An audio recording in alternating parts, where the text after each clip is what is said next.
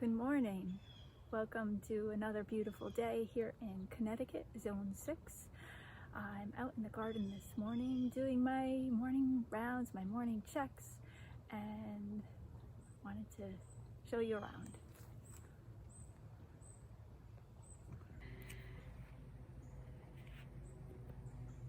I'm starting here because this is the sunniest part of the garden right now, and I want to get this over before it gets much hotter. I'm still seeing some early blight affecting these lower leaves. The fruit looks pretty good. I have this massive Brandywine tomato here. Here's for comparison, it's as big as my hand. Some smaller I have some smaller fruits here, and I can see that the stem has not broken, but it's collapsed here. Could it be buzzing around my head? This other let me get a better shot for you here. This other fruit cluster is also doing that same thing. So I'm gonna have to bring some ties out later and fix them. For now, we're just gonna look things over. These upper leaves look pretty good. I don't see any disease up there. No signs of pests. I've been getting a lot of aphids this summer too, hanging out on the back sides of leaves, and I didn't mention it in my other video about pests and diseases, but it's kind of a battle.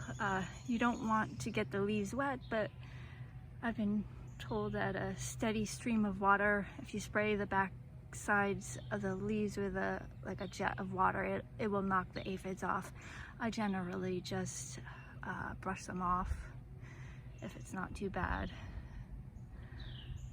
Yeah, this plant has got a lot of stuff going on with the leaves here.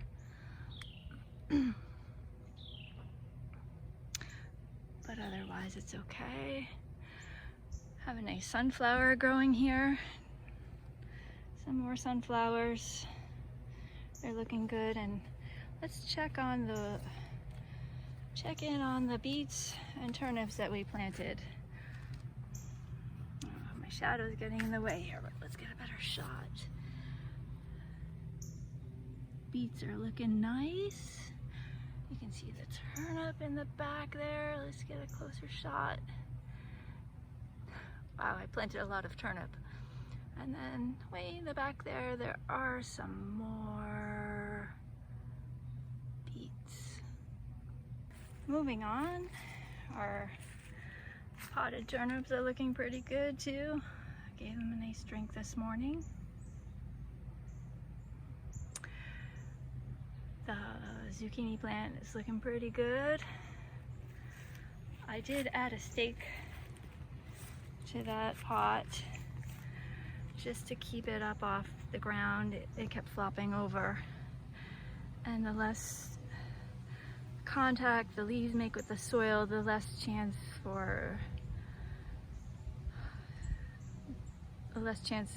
the leaves will get powdery mildew, other diseases, insect damage, whatnot. You can see we have a number of good flowers in there. I'm just seeing male flowers right now, and the way I can tell is this section right here is just straight. If it was swollen, that would be a female flower, but these look like all male flowers. I was reading that don't worry if you don't have female flowers right away. Usually the plant, zucchini and summer squash, will put out male flowers first to make sure the plant attracts bees and pollinators, and then it will start in after a couple of weeks with female flowers once the bees know that the plant is there. That's because the plant makes The plant won't set fruit without the bees pollinating the female flowers after visiting the male flowers. So the flowers have to get pollinated for them to produce fruit. Anyways, I get distracted there with a little story. Here we go, moving on. This other bed here is in the sun, so let's get this done. I did pick more of these tomatoes yesterday afternoon. I thought we were going to get a big storm, and if the storm did drop a lot of rain, we could have had a problem with a lot of the tomatoes cracking. If you water suddenly with a lot of water, the fruits can crack. But looking around here, I don't see anything. Oh, here's a leaf that has some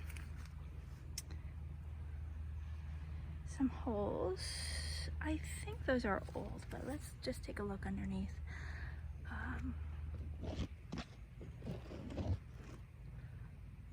I don't see any critters under there. That's good.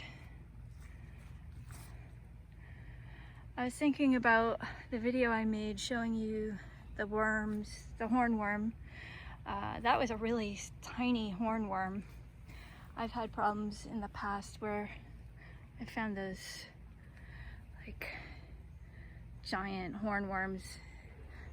If you don't catch them early, they grow pretty quickly and they can do a lot of damage.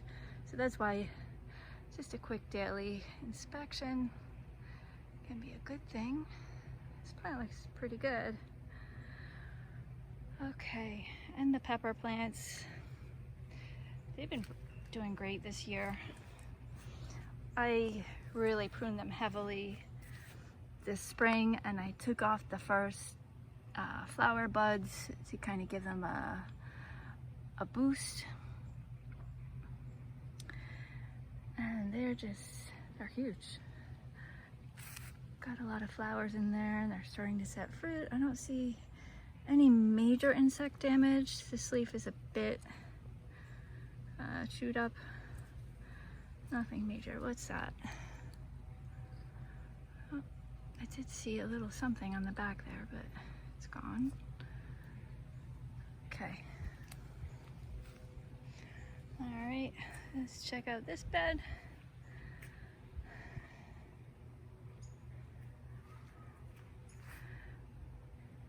Okay. Something has been munching on these leaves. I can see here and there. I don't see anything on the undersides of these leaves though. Oh wait, there's some aphids.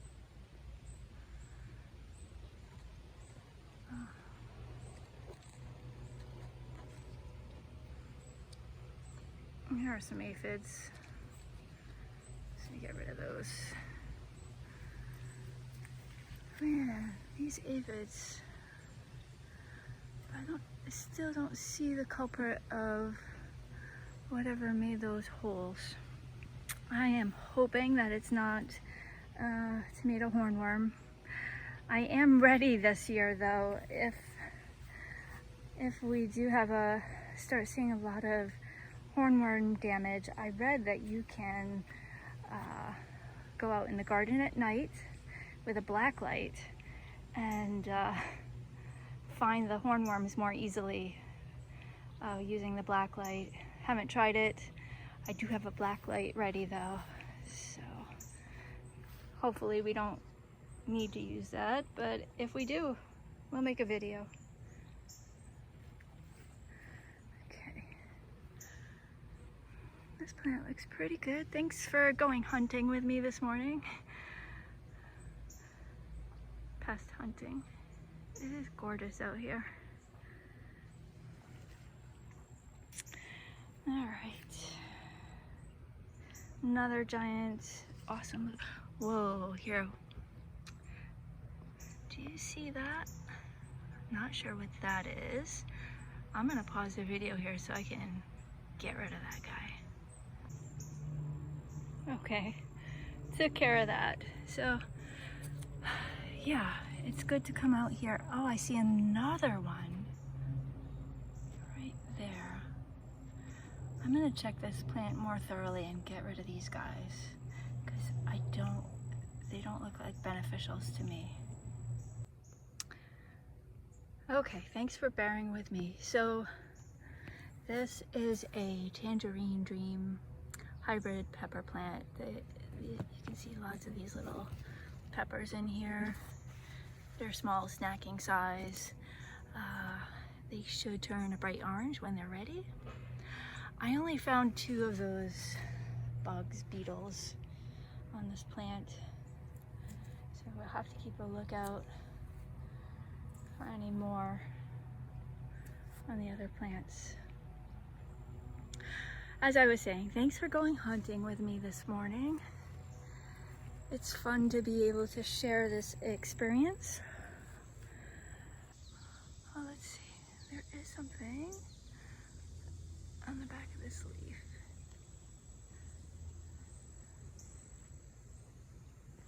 There's a little spot there. I'm reaching up way above my head, so I can't even tell if I've got this in focus or not, but I'm gonna pause here to check that out more closely. So, I'm not even sure what that was. It was squishy, and I squished it. Let's see.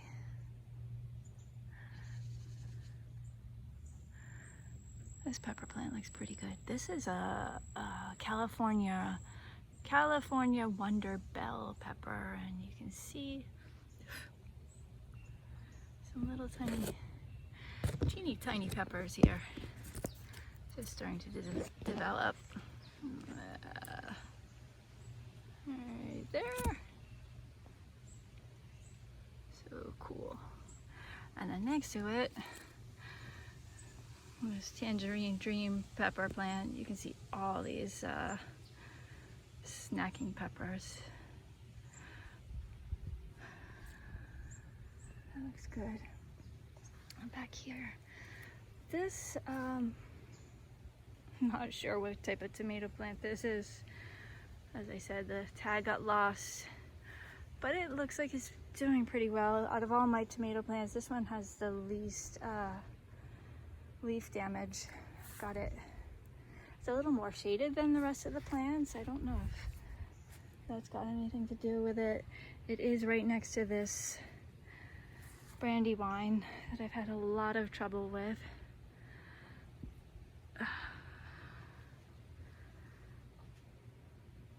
But still may get some tomatoes from it.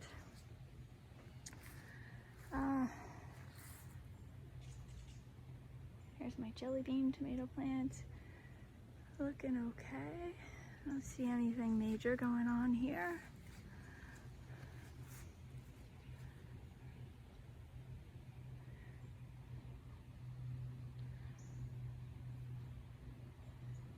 And show you while we're here. This is my baby Joe Pye weed that I planted this year.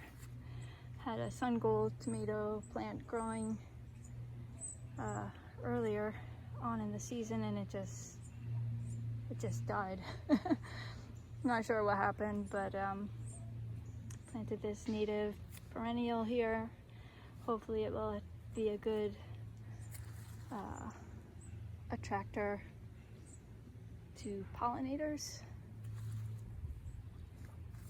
Let's see.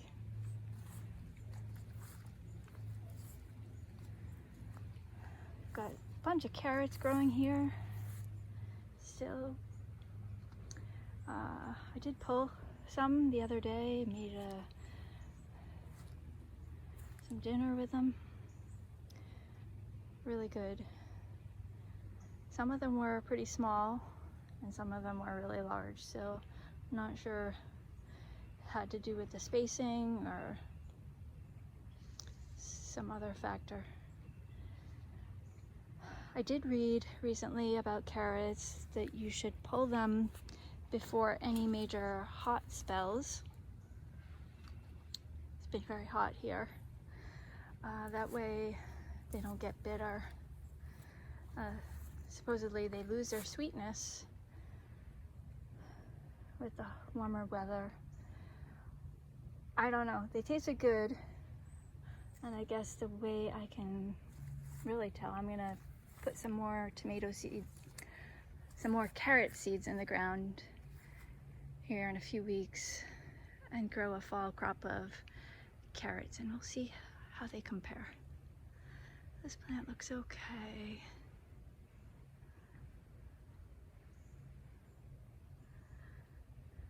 We've got a nice cluster of fruit ripening up there on the bottom. Should be ready in another couple of days. And it is the sun is moving right on in. As I come around to this side of the garden, it's getting sunny again. My leaves look okay here. This plant's a little smaller than the rest, but that's okay. It went in later than the rest too. Same with this one here. This is a brandywine. This one is pretty much disease-free at the moment. A lot of top growth there. This one's not even as tall as I am. Like I said, these two plants on this side of the garden went in late. I put in these two garden beds this year. Basically just took a bunch of rocks from around the yard.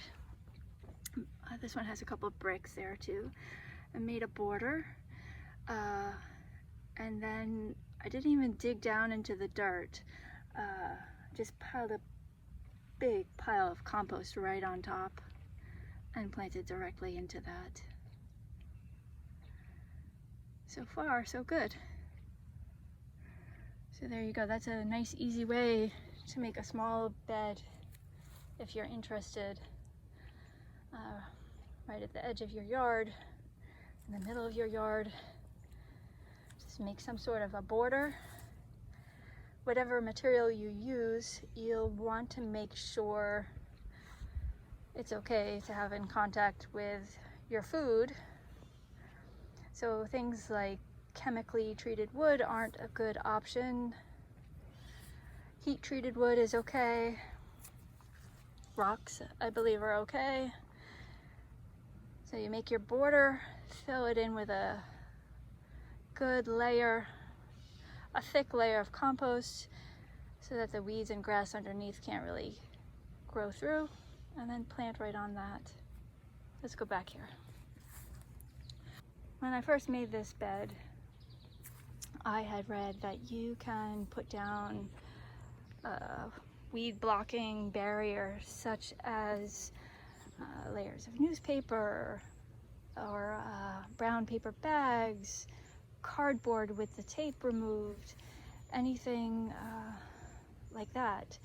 You put that in, you put that down, and you put your border on top, and then fill it in. I recently read, and I can't remember, a master gardener, someone educated in the field of gardening or the science of plants, did a study about soil health and concluded that although you know, the cardboard or the bags can work to block the weeds, and you know, people note that the worms are drawn to the cardboard and things like that, which I noticed too. I thought, oh, this is great, I see all these worms, but in fact, she says, you're smothering everything beneath the cardboard. It's creating an environment where the worms want to come up because you're basically smothering them, and it's not really the greatest thing for your soil. And she recommended, rather than putting down that layer of cardboard or newspaper, to use a layer of wood chips. So I decided, now I'll just put down a really thick layer of compost and see how that works. So far, so good. I'd rather be safe, err on the side of caution. I know brown material like cardboard and paper bags, they're supposedly safe for organic gardening.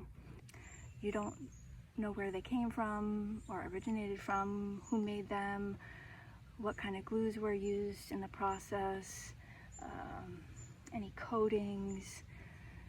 It's just better to avoid it if you can, or limit the use in your garden. If you've used it already, I don't think it's a terrible thing, but it's just some food for thought. Okay, we got some parsley growing there in the corner. I just used some the other day in a soup. Let's see.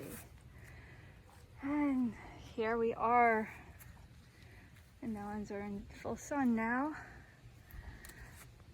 This melon plant, well, two melon plants, the Madhu Ross and the Sakata Sweet, they are just, they're just going crazy up this trellis. Let's see. We'll walk around this thing.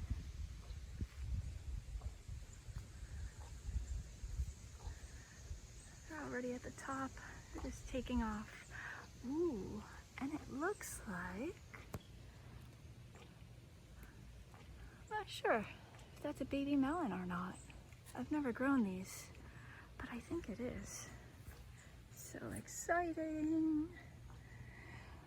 I'm starting to see some stuff on these leaves. I hope the plants can survive until the end of the fruit production. I actually took a photograph of these leaves, and I'm gonna, many places have plant clinics. So our local arboretum has a plant clinic. You can, with the whole coronavirus thing right now, you can actually just email them a picture of your pest or your leaf damage, and they will help you identify the issue. So I'll let you know when they get back to me what that is. All right, thanks for joining me on this Wednesday morning. Until next time, happy gardening. Take care.